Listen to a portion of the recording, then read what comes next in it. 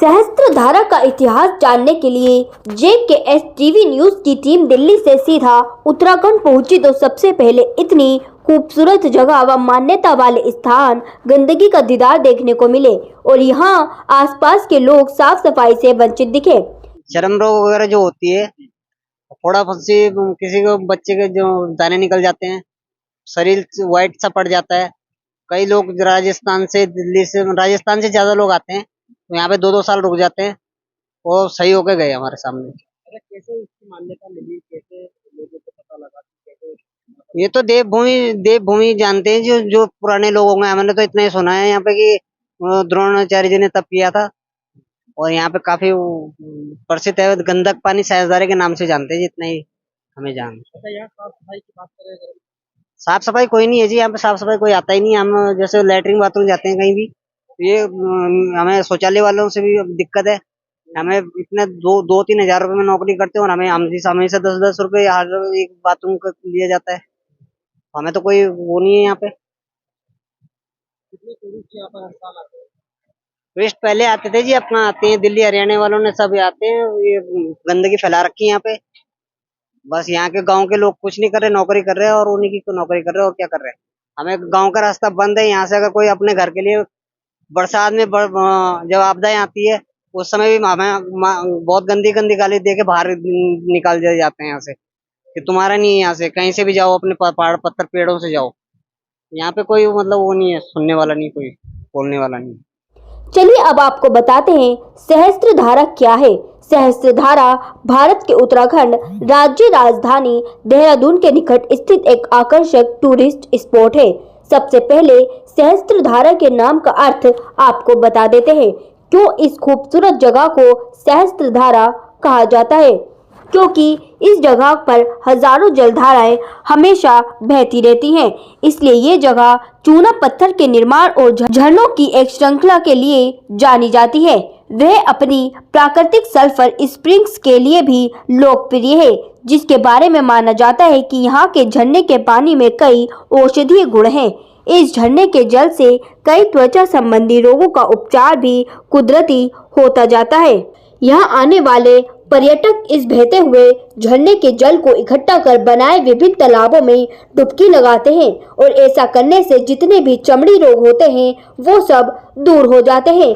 ऐसी मान्यता उत्तराखंड में बसे सहस्त्रधारा को मिली हुई है। सर यहाँ पर ये आगे गंडक का पानी है, तो जो मतलब गंडक का पहाड़ है वहां से नेचुरल आता है, तो उसमें एक छोटा तालाब बना हुआ है, उसमें नहाते हैं तो उसके चमड़ी के रोग खत्म हो जाते हैं।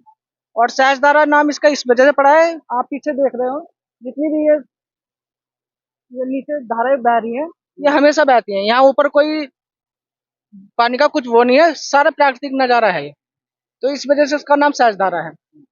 और ये द्रोण गुफा है, इसके अंदर कभी जो मुनि थे, द्रोण मुनि जी या जो भी थे, वे आके कभी इसमें बैठे थे, तो इस वजह से इसका नाम द्रोण गुफा पड़ गया था।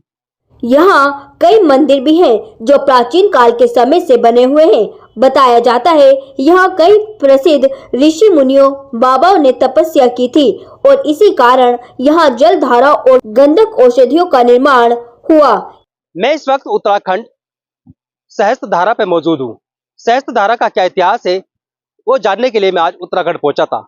मैं आपको बता दूं, सहस्त्रधारा का इतिहास है वो ये बताया जाता है कि यहाँ पर जिन लोगों को चर्म रोग होता है वो इस गंधक के पानी में नहाते हैं और नहाने के बाद जो उनका चर्म रोग है वो ठीक हो जाता है। इसलिए इसकी मान्यता लगातार बहुत समय से चली आ रही है और यहाँ पर एक टूरिस्ट प्लेस के तौर पर भी यहाँ पर लोग काफी तादाद में आते हैं और इस पानी में नहाते हैं। ये देख सकते हैं मेरे पीछे तमाम जो ये पानी है, इसी पानी के अंदर एक आगे कुंड बना हुआ है। उस कुंड में जो गंधक है वो गंधक आती है और इसी गंधक के अंदर यहाँ पर जो लोग हैं इस पानी में नहाते हैं और नहाने के बाद जो उनके चर्म रोग है वो कहीं ना कहीं वो ठीक हो जाते हैं। तो यहाँ पर जानकारी के लिए हमारे साथ में कुछ स्थानीय निवासी हैं, कुछ यहाँ के जो स्थानीय लोग उनसे बात करने का प्रयास करेंगे। बाबा, कितनी जानकारियां बताया जाता है कि यहाँ पर यहाँ पर जो गंधक है, जो पानी है, इस पानी में लोग नहाते हैं उनका चर्म रोग ठीक हो जाता है, ऐसी मान्यता यहाँ की बताई जाती है। भी ले जाते हैं लोग।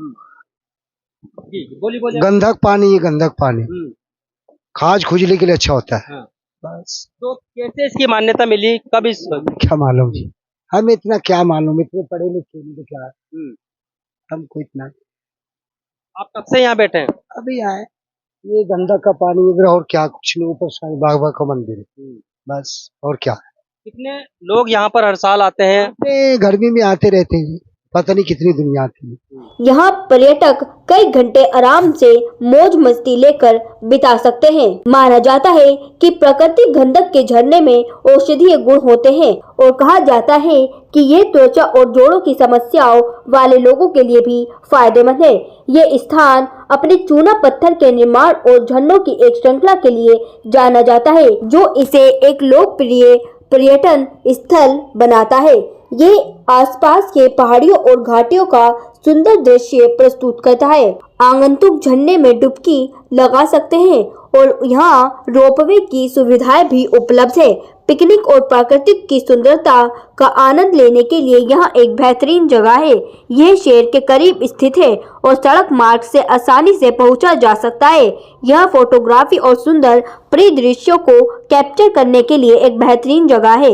इस जगह का शांत और निर्मल वातावरण है और यह उन लोगों के लिए एक आदर्श स्थान है जो शहर की हलचल से आराम की तलाश करते हैं। सुना आपने यहाँ का जो ये पानी है गंदक वाला पानी, इस पानी में यहाँ पर लोग जब आकर नहाते हैं तो नहाने के बाद कहीं ना कहीं उनके जो चर्म रोग है वो ठीक हो जाते हैं और जो तमाम उनके चमड़ी पे जो रोग होते हैं वो परेशानियां भी तमाम वो दूर हो जाती है। ऐसी मान्यता इस सहस्त्रधारा की बताई जाती है।